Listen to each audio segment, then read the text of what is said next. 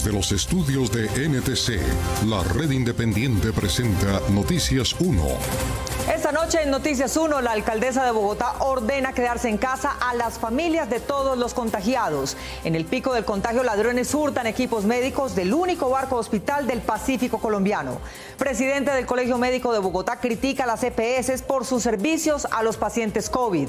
Polémica entre médicos y uribistas de un lado y alcalde de Medellín del otro por invitación a especialistas cubanos. El vicario provincial de los salesianos se disculpa por celebración de misa de uno de sus sacerdotes sin protocolo sanitario. Noticias 1 contra la violencia. Hoy, la historia de una mujer agredida durante 9 años y de un tendero que sirve de apoyo. Y en los deportes, Germán Arango. Mónica, Juventus de Juan Guillermo Cuadrado derrota 2-0 a Sampdoria y se consagra por 9ª ocasión consecutiva campeón del fútbol italiano. Llamado a la unidad entre los clubes y a no descuidar los protocolos de bioseguridad es la gran conclusión que dejó la asamblea extraordinaria de este fin de semana, buscando el regreso del campeonato a partir del mes de septiembre. Muy difícil, es muy comprometedor ya. Ella está en estado de fallecimiento. Y aquí está, esta es la imagen del día, el diario de la unidad de cuidados intensivos más grande de Bogotá en la localidad de Kennedy, que ha atendido a 576 pacientes durante la pandemia, pero no ha podido salvar la vida de otros 75. Se trata de personas que llegaron demasiado tarde al hospital, dicen los doctores, porque esperan en vano que los síntomas pasen en casa. Los médicos en primera línea, aquí, están acompañados por lo más reciente en tecnología, que aún así es inútil frente a una parte de los casos que recibe. De esta historia hablaremos hoy. Por la prensa libre y el derecho que todos ustedes tienen a la verdad, yo soy la red independiente. Presenta Noticias 1 con Mónica Rodríguez y Germán Arango. Buenas noches y bienvenidos a la mejor información del fin de semana. Esta noche la alcaldesa de Bogotá anunció 3 medidas adicionales a las que ya ha tomado para frenar la rápida expansión de la pandemia. El confinamiento del paciente será con toda su familia. Quienes padezcan 3 enfermedades no podrán salir en ningún momento a la calle y cada enfermo deberá reportar todos sus contactos previos. Estas son las 3 nuevas medidas en Bogotá que por decreto entrarán en vigencia a partir de mañana. Toda persona que en Bogotá tenga hipertensión, diabetes y obesidad debe quedarse aislado en casa, independientemente de si su localidad está en cuarentena o no. A partir de mañana no hay casos positivos, hay familias positivas. De esta manera, toda la familia tendrá que quedarse en casa cumpliendo la cuarentena. 3.200 rastreadores de la Secretaría de Salud se encargarán de identificar los contactos de cada caso positivo de la ciudad, que deberá ser reportado por cada paciente. Ladrón que roba medicamentos COVID no tiene perdón. El único barco hospital del Pacífico fue asaltado. Carolina Rodríguez. Mónica, el Hospital San Rafael presta servicios a todos los pueblos del Pacífico colombiano desde hace 11 años. Ahora, en plena pandemia, perdió equipos de atención médica y de navegación. La Fundación Barco Hospital San Rafael, conocida en todos los municipios del Pacífico colombiano porque desde hace 11 años recorre mares y ríos para prestarle atención médica a sus habitantes, fue asaltado ayer por un grupo de 10 hombres cuando estaba anclado en Buenaventura.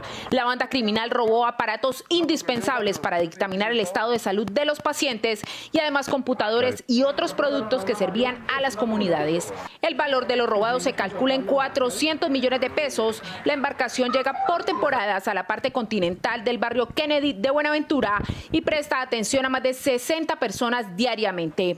Así lucía el barco San Rafael con sus equipos médicos, odontológicos y quirúrgicos manejados por personal especializado. Y así quedó luego, después de que los delincuentes armados ingresaran al barco, golpearan a 2 de los vigilantes y hurtaran los equipos donados por gobiernos y fundaciones internacionales, entre otros Japón. De salir fue para buscar cómo escaparme. Me salí corriendo y tranqué. Policía Nacional está ofreciendo hasta 10 millones de pesos en búsqueda de información para dar con el paradero nuevamente estos, como lo he dicho, estos sujetos y la recuperación de los elementos. Este hospital flotante servía además de apoyo a los equipos médicos del Pacífico en medio de la pandemia. El robo que deja el barco casi sin capacidad de trabajo es aún más censurable por cuanto en el Pacífico no existe red hospitalaria y porque en Buenaventura solo hay un hospital, el Luis Ablanque de La Plata, que no tiene recursos profesionales ni financieros para atender la emergencia por COVID, que ya ha cobrado la vida de más de 130 personas y registra más de 2.000 contagios en ese puerto. Un gran problema, porque esos equipos sirven para la atención médica, sirven para podernos desplazar, movilizar, y ahora tenemos que pensar cómo hacemos para recuperarlos. Esperamos en el buen trabajo de las fuerzas militares que están al frente del caso para poder llegar a localizar estos bandidos. Además de los equipos médicos, los delincuentes se llevaron los 3 motores de las lanchas ambulancias en que se trasladaban los profesionales de la salud a los pueblos costeros. La próxima semana el barco hospital iba a viajar al municipio de Guapicauca para atender una misión humanitaria relacionada con el COVID-19. La clínica Medical es la que tiene la mayor capacidad UCI en la localidad de Kennedy y ya está ocupada. En la pandemia ha sacado adelante 578 pacientes, pero no pudo hacer nada por otros 75. Camilo Galán estuvo una tarde acompañando a sus médicos en la lucha contra la muerte. Camilo. Mónica, los médicos aseguran que los pacientes están dejando que la enfermedad avance antes de llegar al hospital, lo que no solo los convierte en pacientes UCI, sino que hace más difícil salvar sus vidas. El diagnóstico de la doctora pues es ya muy difícil, es muy comprometedor ya. Ella está en estado de fallecimiento. Desde el inicio de la pandemia, esta clínica ha tenido 576 pacientes sospechosos, de los cuales 278 han sido positivos y 75 han muerto. Poder hablar con ella, decir que descanse y que nos perdone. El paciente que ingresa a una unidad de cuidados intensivos tiene una alta posibilidad de fallecer. Así transcurre un día en la unidad de cuidados intensivos más grande de la ciudad, en la clínica Medical de Kennedy, la localidad más afectada por la pandemia. Kennedy es el corazón de Bogotá y vamos a cuidar. Desde que la alcaldesa declaró la alerta, recibe pacientes de cualquier parte de la ciudad. Cada uno de los equipos con los que cuentan estas unidades de cuidado intensivo le dan elementos a los pacientes para luchar contra el virus, pero que el virus gana muchas veces. Lo único que estamos haciendo acá, y que es lo que se hace en todas las instituciones, llegar a entubar el paciente y garantizarle medicamentos pues, para mantener las cifras tensionales dentro de parámetros normales. Lo importante es que su corazón siga latiendo y el paciente siga respirando para mantenerse con vida. Hemos contado con la suerte que hemos podido recuperar pacientes, pero pues los que nos han llegado llegan, como le indico, muy agudos, y eso hace que la proporción de la mortalidad de nuestros pacientes sea bastante alta. Quienes pierden la batalla y quienes salen victoriosos abren un espacio al siguiente. Los recambios de aire hacen que la cama esté lista para un nuevo paciente.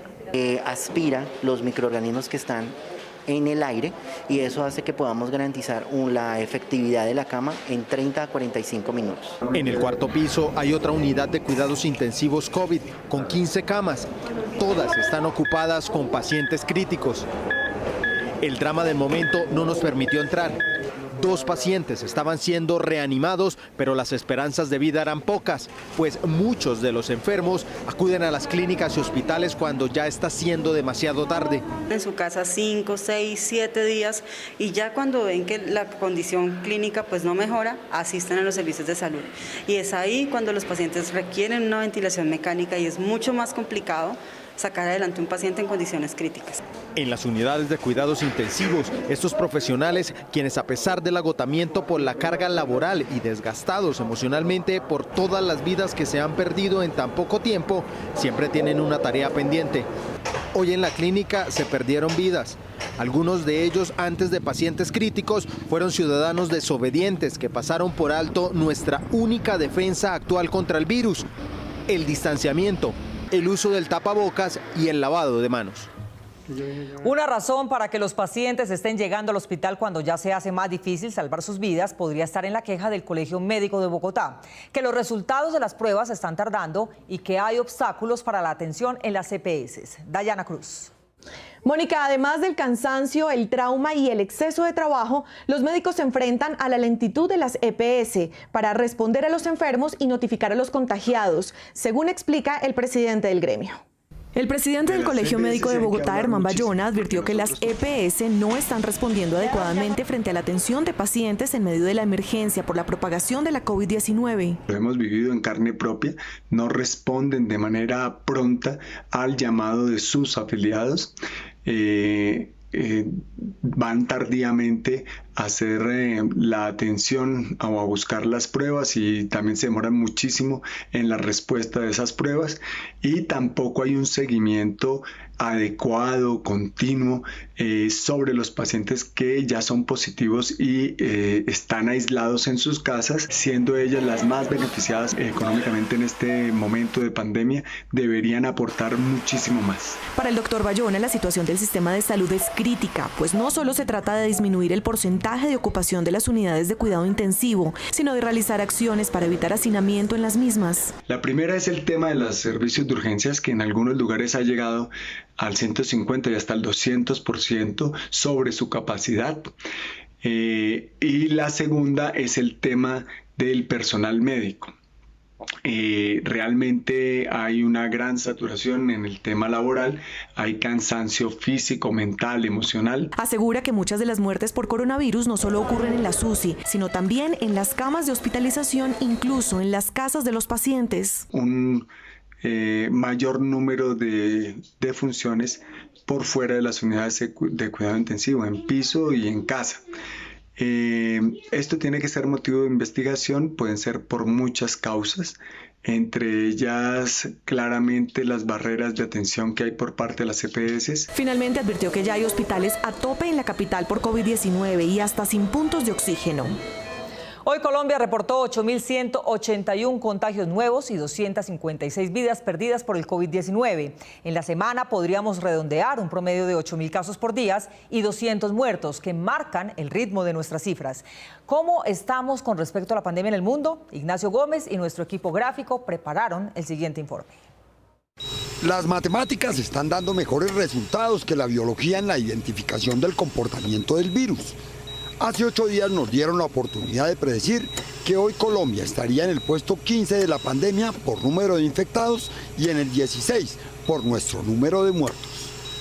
Vamos a ver si hoy nos permite predecir en qué lugar estaremos en la próxima semana.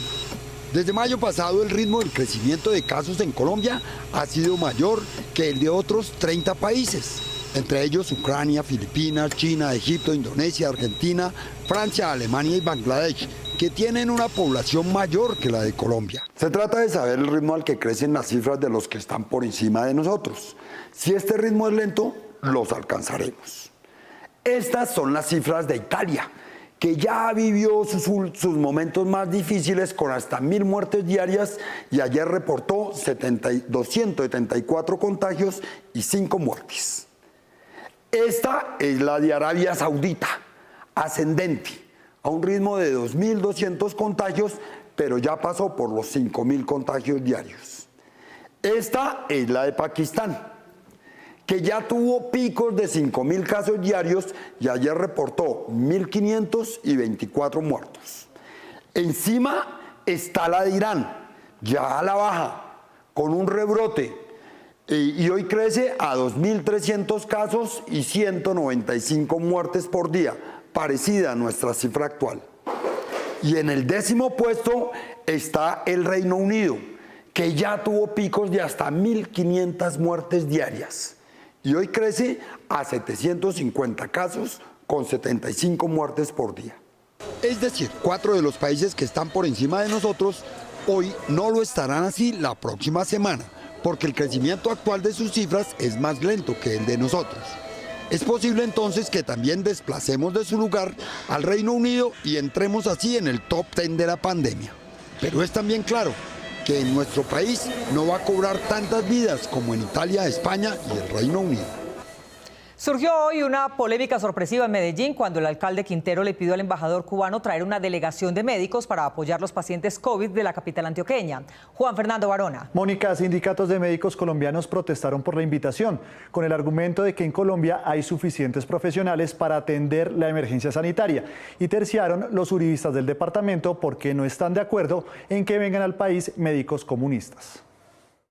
Una polémica médica y política dominó el día en el país por una carta que el alcalde de Medellín, Daniel Quintero, le mandó al embajador de Cuba en Colombia, José Luis Ponce, en la que solicita ayuda de personal médico de la isla para atender la emergencia sanitaria en la capital antioqueña por escasez de médicos intensivistas, que son los profesionales preparados para atender contagios como el del coronavirus. Quiero solicitarle formalmente al gobierno de la República de Cuba su ayuda y solidaridad con la Brigada Médica para Medellín, con la capacidad de atender 600 unidades de cuidados intensivos. Apenas se conoció la carta fechada el 15 de julio, algunas agremiaciones de salud criticaron al alcalde argumentando que en Colombia hay suficiente personal médico. Cuando en el país contamos con un número suficiente e idóneo de profesionales para enfrentar el COVID-19.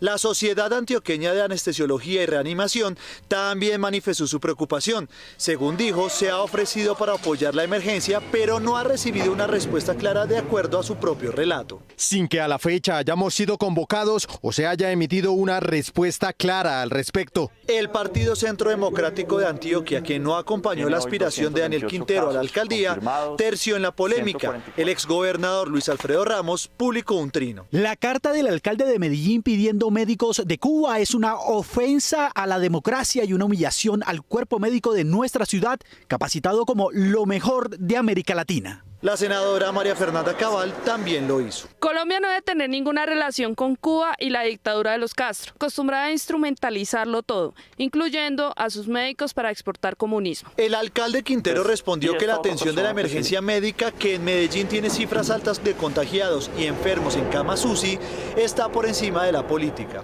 No hemos entendido bien el mensaje del coronavirus. Más allá de las fronteras, razas e ideologías, nos recordó que como humanos nos necesitamos todos. El alcalde de Medellín se reunió hoy con la Sociedad Antioqueña de Anestesiología y Reanimación y acordaron que mañana se realizará una mesa con todos los voceros de la salud del departamento para determinar si hay o no suficientes especialistas colombianos dispuestos a trabajar en Medellín hasta cuando la emergencia pase. En Lombardía, Italia, un grupo de médicos cubanos que llegó llamado por las autoridades locales en el peor momento de la infección fue recibido como héroe. El impuesto solidario, un descuento al salario de pensionados, funcionarios y contratistas públicos con más de 10 millones de pesos de mesada para los gastos de la pandemia, no ha caído, pero tiene tantos peros como los que ya lo hicieron. Juliana Ramírez.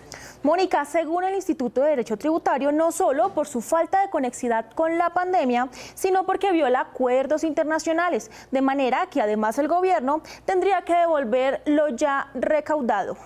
El impuesto solidario es el descuento al sueldo de funcionarios públicos, contratistas y pensionados con ingresos superiores a 10 millones de pesos y con el cual el gobierno estima recaudar 287.000 millones de pesos. Este dinero hace parte del FOME, bolsa que centraliza los recursos para la pandemia. Según Función Pública, en el país hay 17.604 servidores que ganan entre 10 y 15 millones de pesos y 3.707 con un salario superior a 15 millones de pesos. El caso para estudio en la Corte Constitucional estuvo en el despacho del magistrado Carlos Bernal. Su ponencia se filtró declarando constitucional el decreto, salvo los artículos 3 y 5 a los que les puso condición. Como Bernal renunció, se deberá hacer un nuevo reparto y tal vez habrá ampliación de plazos para su estudio. El Instituto Colombiano de Derecho Tributario presentó un concepto ante la Corte Constitucional en el cual consideró que el impuesto violaba varias normas de nuestra Constitución Nacional, relacionado principalmente con dos principios, el de igualdad. ¿Por qué no pueden ser los otros trabajadores solidarios? El Instituto Colombiano de Derecho Tributario, que asegura que esta medida viola convenios internacionales de derechos humanos y de trabajo, no solo considera que debe eliminarse el decreto, sino devolver el dinero a los funcionarios a los que se le han efectuado dicho impuesto. El gobierno adujo que ese tributo debe estar destinado a la clase media vulnerable y a los trabajadores informales. ahí yo me pregunto, ¿la clase media vulnerable y los trabajadores informales están debidamente censados? Porque si no hay una debida identificación, entonces ¿cómo vamos a hacer para que esos recursos lleguen a esas personas? El instituto también argumentó que el impuesto solidario no tiene conexidad con el estado de emergencia y las decisiones que en el marco de este se tomaron para conjurar la crisis y que tenían como fin dotar de liquidez a los ciudadanos, pues sustrae recursos a quienes tendrían capacidad de consumir. En el caso de dos pensionados que ganan 10 millones de pesos, pero uno tiene unas obligaciones a cargo, unas personas a cargo, mayores necesidades de salud, cuestiones que hay que tener en cuenta en la ley para determinar una verdadera capacidad contributiva. La revisión de este decreto en la Corte Constitucional se encuentra actualmente en suspensión de términos por los impedimentos relacionados con el decreto de 4 magistrados, incluyendo al mismo Carlos Bernal, que antes de irse pretendió dejar ponencias sobre la mesa. Mientras un fanático prendió las redes sociales para prometerle hasta el infierno a Noticias 1 por haber divulgado la celebración de una misa sin protocolos la semana anterior, el Vicariato Provincial de los Salesianos se disculpó por la desobediencia de su sacerdote. Víctor Ballestas. Mónica, el padre fue sincero y lo entiende como un error de un miembro de su congregación, porque sabe que no es tiempo para concentraciones religiosas. Hace 8 días, Noticias 1 grabó en video y con testimonios como en la parroquia San Juan Bosco, en el norte de Bogotá, se realizaban misas presenciales. Padre, lo que pasa es que las misas están prohibidas. Sí, yo lo entiendo, sí. El equipo periodístico que grababa la misa no fue bien recibido por unos feligreses. Si no están de acuerdo, debieron pararse allá en el atrio y haber dicho. Ese mismo día, el ultra religioso uribista Samuel Ángel habló durante más de 1 hora en sus redes, lanzando todo tipo de ataques y amenazas contra este noticiero, al que acusó al aire de cometer varios delitos. Como unos terroristas, como unos ladrones, como unos criminales. A pesar de que nuestros periodistas ingresaron a la iglesia como lo hacen todos los creyentes, este fanático los acusó de invadir lo que llamó propiedad privada, refiriéndose a las edificaciones de la congregación salesiana. Es el primer crimen que cometen, atentar contra la propiedad privada. Si yo tengo una propiedad privada, yo puedo tener gente en mi casa haciendo lo que, perdóneme la expresión, se me dé la gana. Una amenaza velada también fue publicada por este personaje. ¿Qué pasaría si yo me meto a las instalaciones de Noticias 1? Yo estoy fungiendo desde hace algunos días una labor periodística. Entonces yo hago mi carnet, digamos, soy del canal de Samuel Ángel, y voy y me meto me voy ya a Noticias 1. Ellos están cerca al aeropuerto. Amenazó también a la alcaldesa de Bogotá, Claudia López, por ordenar las cuarentenas del coronavirus. Señora Claudia López, si tenemos que levantar a Bogotá, la levantamos. Pero ni usted ni Noticias 1 van a hacer lo que quieren. Consultado el vicario provincial de la Congregación de los Salesianos en Bogotá, este prelado de la Iglesia Católica tuvo consideraciones diferentes. Nosotros debemos ofrecer una disculpa porque evidentemente fue un acto de desobediencia, ¿no? Eso no debió ocurrir, ciertamente. Sí, fue un hecho desafortunado. Los salesianos le piden calma y paciencia a los fieles católicos y además orar por quienes deben tomar las decisiones de reabrir o no los templos de cualquier credo. Aquí todos los días oramos por las autoridades, oramos por el presidente, oramos por la alcaldesa. Nosotros creemos que son personas de buena fe que están intentando hacerlo mejor. Con este mismo tono conciliador hizo un llamado a los creyentes para no dejarse llevar por los fanáticos. El bufete Moncada Abogados consiguió un contrato de prestación de servicios con el SENA apenas horas antes de que la prestación de servicios fuera recortada en el plan de austeridad del gobierno central. La subgerente de la empresa trabaja en la UTL de José Obdulio Gaviria. Enrique Tapias. Mónica, Moncada Abogados es una empresa conocida de autos, pues entre otros asesoraba al senador Mario Uribe, primo del expresidente, y a William Vélez, que era coequipero político de Pablo Escobar. El pasado 14 de julio, el gobierno decretó un plan de austeridad de dineros y estableció las condiciones para la modificación de plantas de personal, estructura administrativa y otros gastos de las entidades del Estado. De forma excepcional se podrán realizar reformas a la planta de personal y a la estructura administrativa que generen gasto cuando sean prioritarias para el gobierno nacional. No obstante, el bufete Moncada Abogados contó con suerte extraordinaria, pues justo un día antes de la publicación del decreto firmó un contrato por 505 millones de pesos con el SENA. Prestación de servicios profesionales como asesor externo para apoyar todos los temas jurídicos de los procesos de contratación de obras e interventorías que adelante la dirección administrativa y financiera. El gerente de la firma es el abogado Juan Carlos Moncada Zapata, antiguo asesor del ex senador Mario Uribe, primo de Álvaro Uribe y condenado por sus relaciones con el paramilitarismo, y el ex congresista William Vélez Mesa, cercano al capo del narcotráfico Pablo Escobar Gaviria. Y a continuación, palabras del doctor William Vélez Mesa, presidente del Consejo del Municipio de Envigado. Compañero de consejo y brillante figura del Partido Liberal, Pablo Escobar Gaviria. Juan Carlos Moncada Zapata también es amigo personal del senador José Obdulio Gaviria. Inclusive iba a terminar con algo que es más decisivo y más importante. En la unidad de trabajo legislativo del congresista trabaja la abogada Ana María Moncada Zapata, gerente suplente de la firma que se ganó el contrato con el SENA. Prestación de servicios profesionales como asesor 1 en la UTL del honorable senador José Obdulio Gaviria. Pagaron a los dos SENA. La relación del senador José Obdulio Gaviria con el SENA es estrecha desde cuando impulsó a Darío Montoya como director de esa entidad durante el segundo gobierno de Álvaro Uribe Vélez. Casi que de una manera automática. Por lo visto, el senador del uribismo sigue interesado en el Servicio Nacional de Aprendizaje SENA. Indicadores de sueño, lo que indican los indicadores. La encuesta mundial Savvy Sleeper mide el insomnio, es decir, el porcentaje de la población que duerme menos de 7 horas al día en 69 ciudades.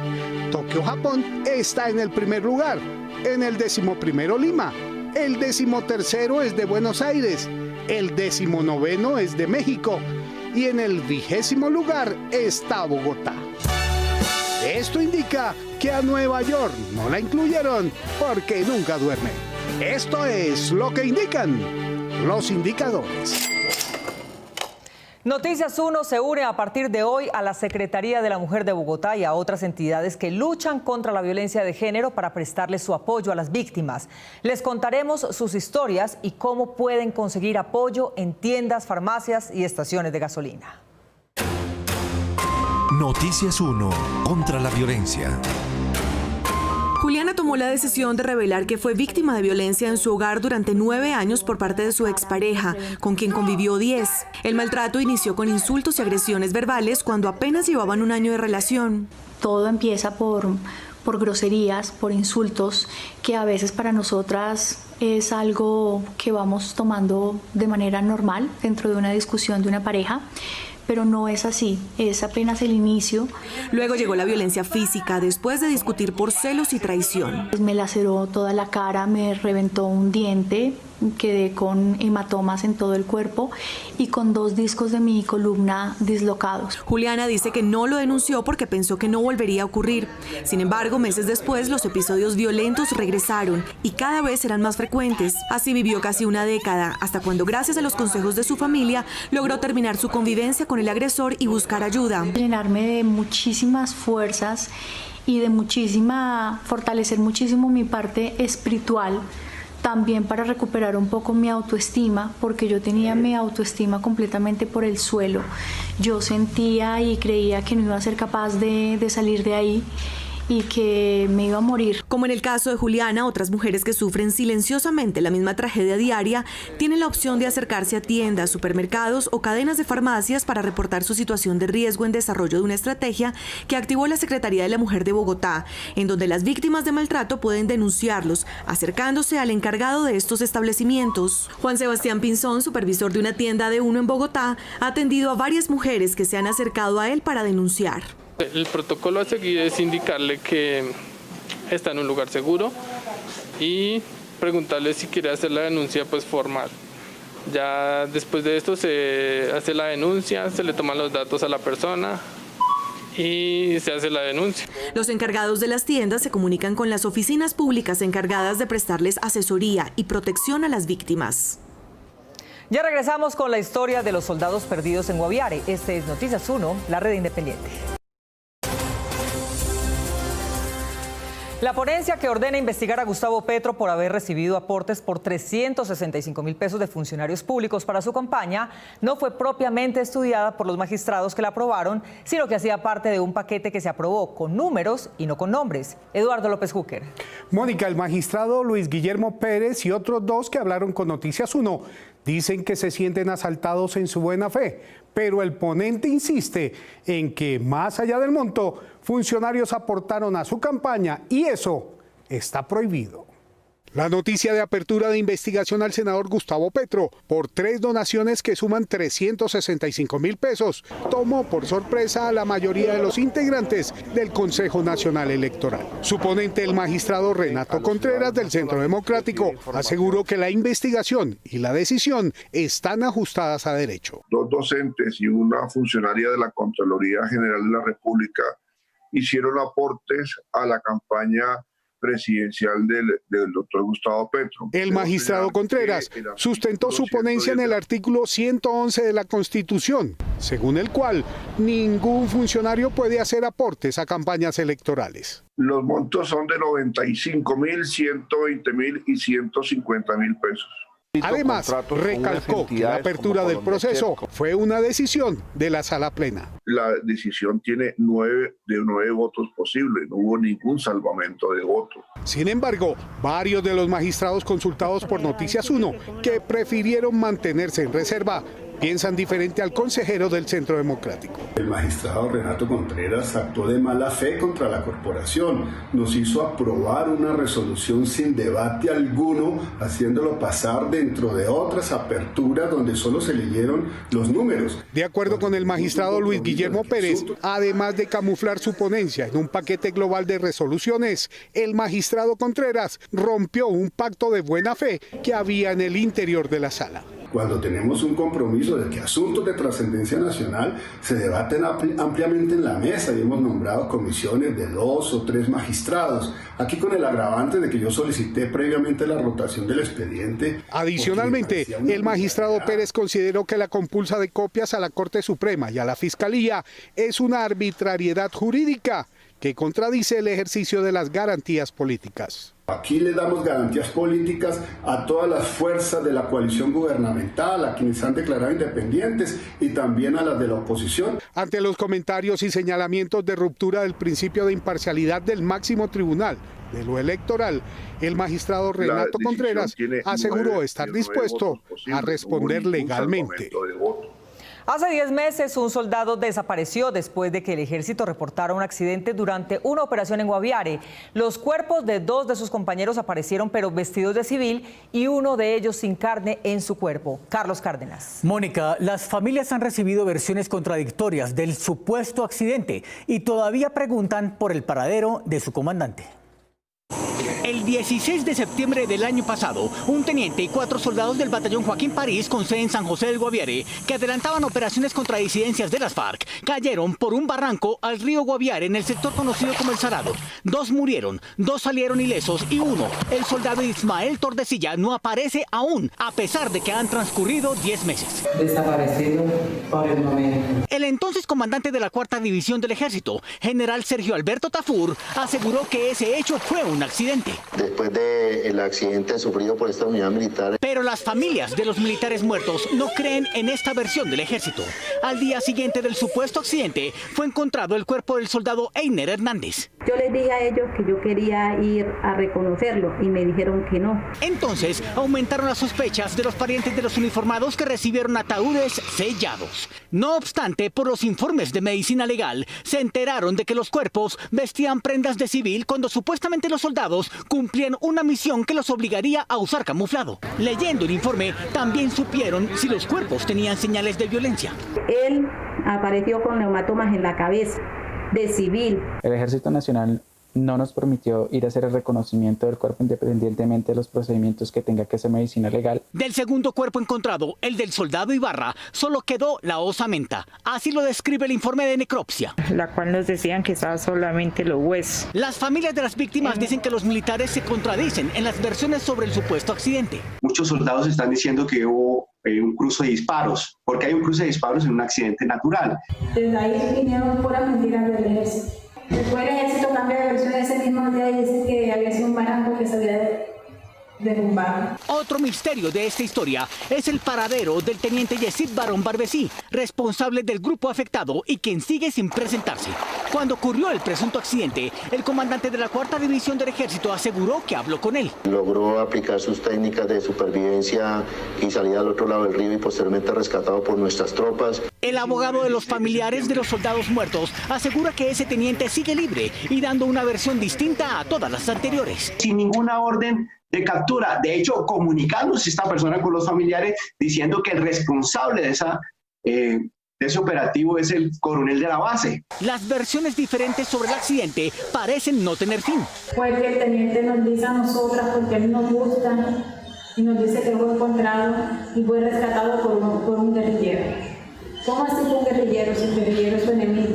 La Fiscalía General de la Nación no parece tener interés en establecer la verdad. Hay un interés de las autoridades de que esto no se conozca. El comando del batallón Joaquín París hizo saber que se están adelantando investigaciones penales y sobre el teniente comandante de la patrulla informó que fue designado al batallón Córdoba en Santa Marta. Para el semestre que arranca en medio de la pandemia, es bueno estudiar las nuevas opciones de cada universidad para reducir el precio de la matrícula vía subsidios, auxilios, rebajas y becas. Las universidades empiezan a retomar algunas clases presenciales, aunque la mayoría se preparan para aplicar un modelo mixto, es decir, semipresencial, semivirtual, con el fin de apoyar a sus alumnos debido a los efectos negativos de la pandemia en todas las economías familiares. La mayoría de los centros de educación superior han ideado distintas estrategias que fueron recopiladas en el informe Image Mass Media. En la Universidad Externado de Colombia, en donde el valor promedio de la matrícula es de 5.900.000 pesos, se dará el 15% de descuento y un 5% adicional por pronto pago. El externado también incrementó las becas crédito, que pasarán de 75 a 200 para los estudiantes nuevos y 75 para los antiguos. La Universidad de los Andes entregará un bono del 10% del valor de la matrícula tanto a los estudiantes de pregrado como a los de posgrado. Y por su parte, los alumnos de la Universidad Distrital estarán exentos del pago de la matrícula de este segundo semestre. La iniciativa beneficiará a más de 25.000 estudiantes de pregrado que están en los estratos 1 y 2, los más golpeados por las cuarentenas. La Universidad de La Sabana hizo anuncios globales como la constitución de una bolsa con 40 millones de pesos, de los cuales 23 millones se emplearán en el otorgamiento de becas, 15 millones en créditos y financiación directa a los estudiantes y 2 millones de pesos en auxilios de alimentación, transporte y conexión a Internet. En la Universidad de Antioquia habrá descuentos de entre el 20% y 100% para los estudiantes de pregrado según estrato económico y de entre un 15% y 25% para los estudiantes de posgrado. La Universidad EAFID, también en Medellín, creó un fondo de solidaridad que beneficia a 1.200 estudiantes con un auxilio de hasta 3 millones de pesos por cada matriculado. Además, se redujeron las tasas de interés en los créditos que se otorguen de tal manera que los alumnos que apliquen en la modalidad de corto plazo pagarán 0 interés y quienes se inscriban en créditos a mediano plazo tendrán intereses menores que los de semestres anteriores. La Universidad del Valle en Cali tomó la decisión de no cobrarles la matrícula de este semestre a los estudiantes de estratos 1 y 2, de otorgarles un descuento del 40% a los alumnos del estrato 3 y de un 30% para los del 4. Con esta semana se termina el mes y con el mes los beneficios COVID de la primera tanda, que incluían el aplazamiento de cuotas y rebajas en pagos, que ya recuperan su regularidad. Hay que planear pagos ahora y estos son algunos tips. En una semana empieza agosto y con una serie de cuentas que se reactivan luego de que se aplazaron como alivio en medio de la pandemia. Durante la cuarentena se permitió que los usuarios difirieran el total de las facturas de servicios públicos. Si usted se acogió a esto, además de la factura del mes, le llegará la primera cuota de las otras facturas. Por ejemplo, una familia de estrato 3 que tenga una factura de acueducto en promedio en 80.000 pesos y haya diferido un periodo de pago en 36 meses, desde agosto empezará a pagar cerca de 3.500 pesos adicionales en sus recibos. Ahora bien, en el caso de acueducto alcantarillado, si bien normalmente Actualmente se manejan subsidios que van desde 70% hasta el 15%. Durante la pandemia se habían autorizado unos subsidios adicionales, pero la Corte Constitucional los declaró inexegibles. Sepa entonces que eso también aumentará su factura en agosto. En cuanto a las deudas, los bancos dieron un periodo de gracia de 120 días que culmina este 31 de julio. Y aunque la Superfinanciera creó el programa de acompañamiento a deudores PAD, si usted no se acogió a este para continuar con periodos de gracia, recuerde que le empezarán a llegar las cuotas diferidas. Tenga en cuenta que la Corte Constitucional declaró inexequible el decreto 558 sobre pensiones que permite una reducción en el pago de 16% a 3%. Ahora no solo deberá cobrarse el 16% completo del pago de pensión, en el que el 12% lo paga el empleador y el 4% el empleado, sino que deberá pagarse lo que no se cobró en meses pasados. En este sentido, su sueldo le llegará con un valor menor de lo esperado. A falta de un acompañante que escuche y traduzca al lenguaje de señas las palabras para una persona con discapacidad auditiva, ya existe un guante electrónico capaz de hacerlo. Ingenieros de la Universidad de California diseñaron este guante que transforma el lenguaje de los signos a palabras en tiempo real y a través de una aplicación en un teléfono inteligente. El dispositivo funciona convirtiendo los movimientos en señales eléctricas que se envían a un círculo del tamaño de una moneda que se debe portar en la muñeca. La placa transmite las señales a un teléfono inteligente en donde el sistema las cambia al lenguaje hablado, a una velocidad de aproximadamente una palabra por segundo. Según Hun Shen, profesor asistente de bioingeniería de la Universidad de California, estos guantes se crearon para facilitarles a las personas que usan lenguaje de señas, por ejemplo, quienes padecen sordera, que se comuniquen sin necesidad de un experto presencial. Los investigadores ensayaron los guantes con 4 personas que carecen del sentido del oído. Estas repitieron cada gesto de la mano 15 veces. Un algoritmo de aprendizaje automático personalizado funcionó en tiempo real, no solo traduciendo en palabras lo que decían en ademanes, sino que fueron eficaces también para descifrar números sin ningún error. El sistema reconoció 660 signos, incluidas todas las letras del alfabeto y los números del 0 al 9, un gran avance de la tecnología. El Contralor, el Registrador y los ministros de Trabajo y del Deporte ya le escogieron a Duque la terna que él deberá presentar para que se elija defensor del pueblo. En Top Secret, la vida secreta de los famosos.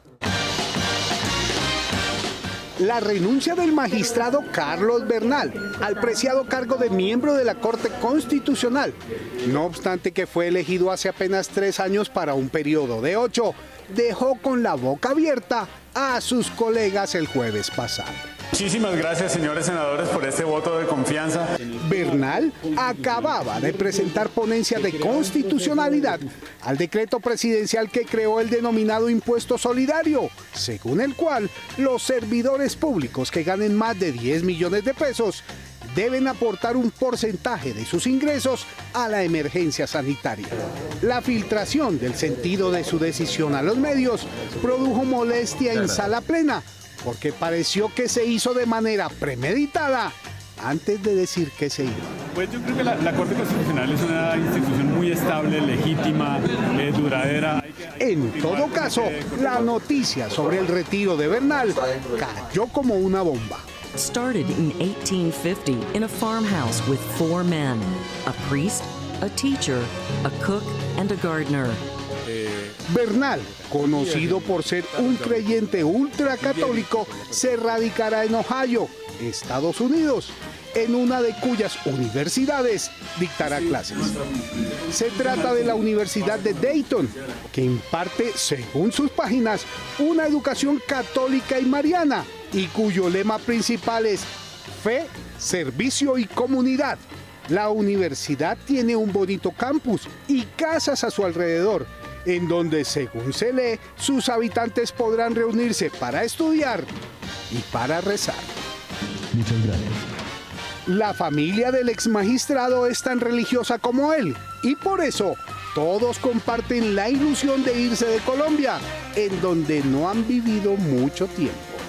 Lo malo no eran sus creencias, pues son respetables, sino que Bernal hubiera intentado ser juez y parte simultáneamente. Al final lo que va a haber es una sustitución de la Constitución sin que nadie lo diga. Fiel a su posición de extrema derecha en materia ideológica, Bernal había criticado ferozmente el acuerdo de paz antes de llegar a la Corte. Afirmaba que parte de este pacto violaba la Constitución, entre otras cosas, porque lo acordado se aprobó sin mucha discusión en el Congreso. La identidad de la Constitución debe defenderse frente a esta manipulación presidencial. Por eso, también asombra que se contradiga, dando concepto favorable a los decretos de emergencia que el presidente Duque ha dictado sin ninguna participación de los parlamentarios. El sistema político enraizado en la Constitución es solo una imposición del imperialismo yanqui. El último piso de este edificio, en donde queda el enorme despacho del Contralor General Felipe Córdoba, habría sido el sitio en que se realizó una reunión poco transparente. Cuando haya, evidentemente, algo malo, poder advertirlo. Según cuenta El Espectador hoy, el Contralor Córdoba habría promovido un encuentro con varios amigos para escoger los nombres de los candidatos al nuevo defensor del pueblo, pues el actual Carlos Negret termina su periodo el próximo 31 de agosto. Yo lo que siento como defensor es que hay un menosprecio a la humanidad. La sección Alto Tumerqué del Espectador, en una nota que tituló Los aspirantes, cuenta que en la cita poco democrática estuvieron, además del Contralor Córdoba, el Registrador Nacional Alexander Vega, el Ministro de Trabajo Ángel Custodio Cabrera, el Ministro del Deporte Ernesto Lucena, el Viceministro del Interior Daniel Palacios, el Director del Partido de la U Aurelio Iragorri y el Director de la Federación de Departamentos Carlos Camargo. Entre todos estarían armando la terna de donde la Cámara de Representantes elegirá al nuevo defensor del pueblo en las próximas semanas. Los candidatos escogidos por este grupo, que representa diferentes poderes, serían dos de los presentes, a saber, Ernesto Lucena y Carlos Camargo, y una tercera, amiga personal del ministro de Trabajo, la señora Elizabeth Martínez, secretaria de la Comisión Tercera de la Cámara. Es decir, que buscaría votos por ella entre sus actuales jefes. Quiero informarles que hoy he firmado. Lo extraño es que quien escoge los nombres de los candidatos que irán en la terna para defensor es el presidente de la República y no ninguno de los presentes. ¿Será que Duque delegó a estos 7 señores, la mayoría funcionarios públicos, para llevarle la lista de los aspirantes y que el jefe de Estado solo deberá poner su firma sin opinar nada? Yo quiero aprovechar. Una vez se conozca la terna oficial, se sabrá la respuesta. Reflexionemos también. Estén pendientes. Volveremos con más confidenciales de Ataque en Top Secret. Un niño de Ambato, Ecuador, y su mascota se hicieron virales en la pandemia por el rigor de sus protocolos para ir por la compra del día.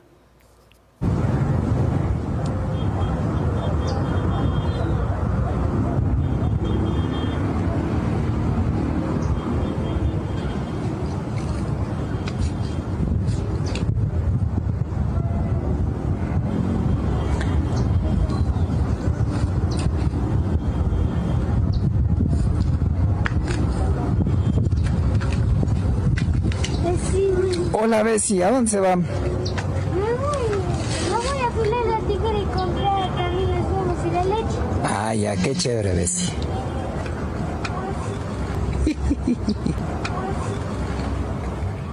Nos vemos en las redes sociales y el próximo sábado a las 8 de la noche aquí en Cable Noticias con las mejores noticias del fin de semana. A ustedes, como siempre, gracias por elegir la independencia. Feliz noche.